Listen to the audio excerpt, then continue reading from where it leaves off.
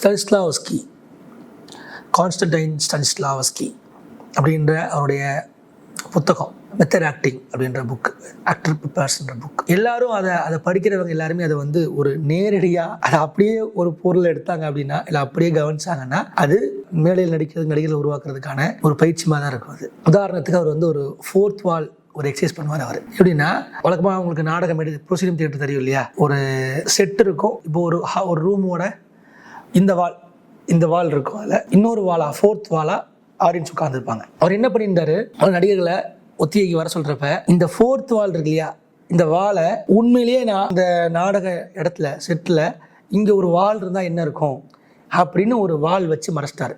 அந்த செட்டு வச்சு அவர் மறைச்சிட்டாரு. அவர் என்ன சொன்னாருன்னா, இப்போ நீங்கள் வந்து ஆடியன்ஸ் இருக்காங்கலாம் ஒன்றும் பண்ண தேவையில்லை, இப்போ நீங்கள் இந்த வீட்டில் என்னவா இருப்பீங்களோ எப்படி இருப்பீங்களோ அப்படி இருங்க அப்படின்னாரு அவர். அது எல்லா ஆக்ஷன்ஸையும் அவங்க வந்து இப்படி ஆடியன்ஸுக்கு கொடுத்துட்டு அப்படி பண்ணிட்டு இருந்த ஒரு இடத்துல அவர் என்ன பண்ணாருன்னா, ஒரு பெரிய வால் வச்சு அதை வந்து ஸ்டாப் பண்ணார். ஸ்டாப் பண்ணோன்னே என்னாச்சுன்னா, அவர் அந்த நடிகர்கள் யாரும் தங்களை பார்க்காம இருக்கிறப்ப வேற ஒரு உடல் அசைவுக்கும் வேற ஒரு கம்ஃபர்ட்டுக்கும் அந்த உண்மையிலே வீடு மாதிரி இருக்கிற ஒரு உடல் வந்து மாறும் இல்லையா. இப்போ எல்லாரும் பார்க்குறாங்கன்னா நான் உட்காந்துருக்க நிலைக்கும், இப்போ யாருமே பார்க்கலன்னா என்ன பண்ணலாம், நான் வந்து இப்படி உட்காரலாம்.